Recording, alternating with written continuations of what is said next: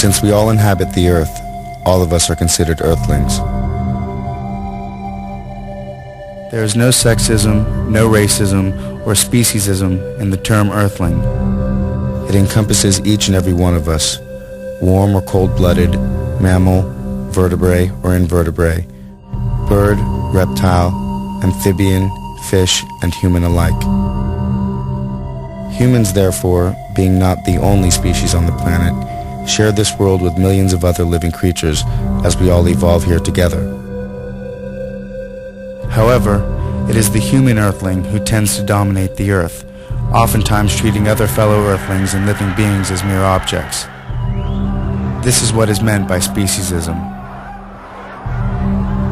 By analogy with racism and sexism, the term speciesism is a prejudice or attitude of bias in favor of the interest of members of one's own species and against those of members of other species. If a being suffers, there can be no moral justification for refusing to take that suffering into consideration. No matter what the nature of the being, the principle of equality requires that one's suffering can be counted equally with the like suffering of any other being.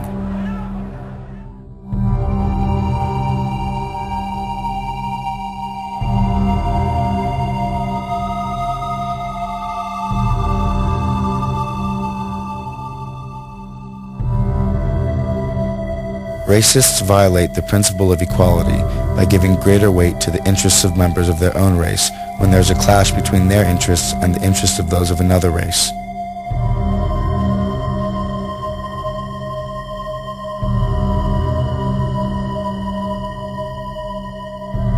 Sexists violate the principle of equality by favoring the interests of their own sex.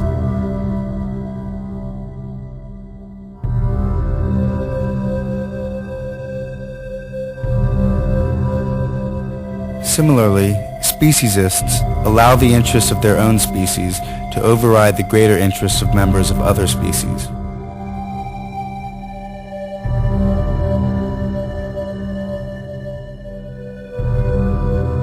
In each case, the pattern is identical.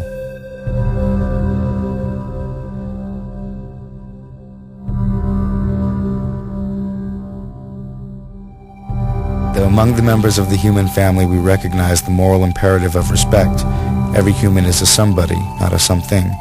Morally disrespectful treatment occurs when those who stand at the power end of a power relationship treat the less powerful as if they were mere objects.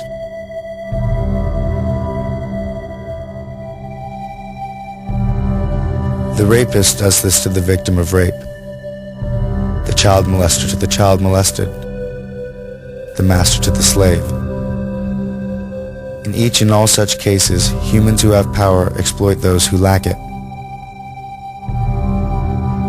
Might the same be true of how humans treat other animals or other Earthlings? Undoubtedly there are differences, since humans and animals are not the same in all respects.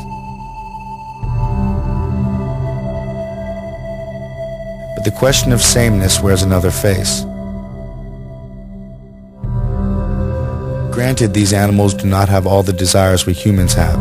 Granted, they do not comprehend everything we humans comprehend. Nevertheless, we and they do have some of the same desires and do comprehend some of the same things.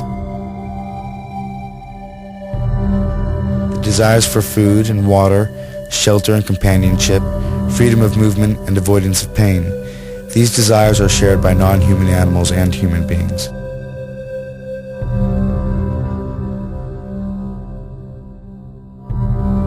As for comprehension, like humans, many non-human animals understand the world in which they live and move. Otherwise, they could not survive. So beneath the many differences, there is sameness. Like us, these animals embody the mystery and wonder of consciousness. Like us, they are not only in the world, they are aware of it. Like us, they are the psychological centers of a life that is uniquely their own. In these fundamental respects, humans stand on all fours, so to speak, with hogs and cows, chickens and turkeys. What these animals are due from us, how we morally ought to treat them, are questions whose answer begins with the recognition of our psychological kinship with them. So the following film demonstrates in 5 ways just how animals have come to serve mankind. Lest we forget.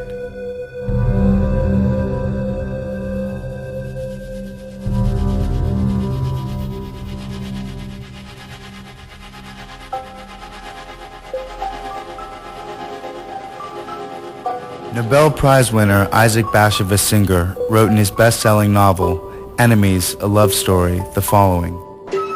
As often as Herman had witnessed the slaughter of animals and fish, he always had the same thought. In their behavior toward creatures, all men were Nazis. The smugness with which man could do with other species as he pleased exemplified the most extreme racist theories. The principle that might is right. The comparison here to the Holocaust is both intentional and obvious. One group of living beings anguishes beneath the hands of another. Though some will argue the suffering of animals cannot possibly compare with that of former Jews or slaves, there is in fact a parallel. And for the prisoners and victims of this mass murder, their Holocaust is far from over.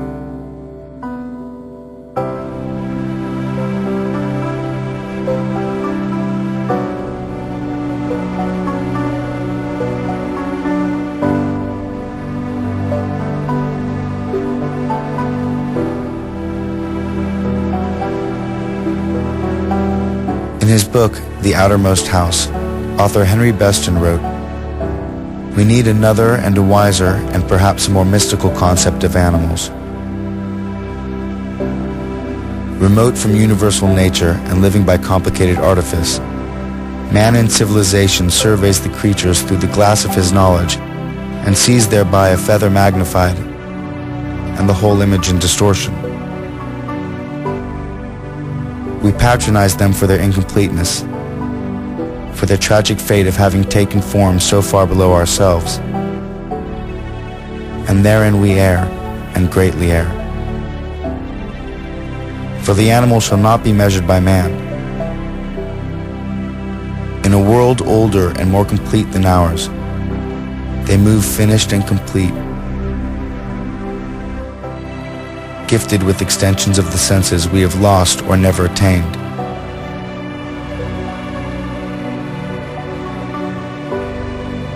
Living by voices we shall never hear.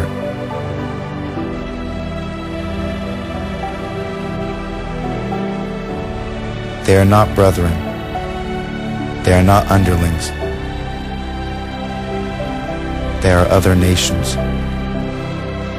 caught with ourselves in the net of life and time, fellow prisoners of the splendor and travail of the earth."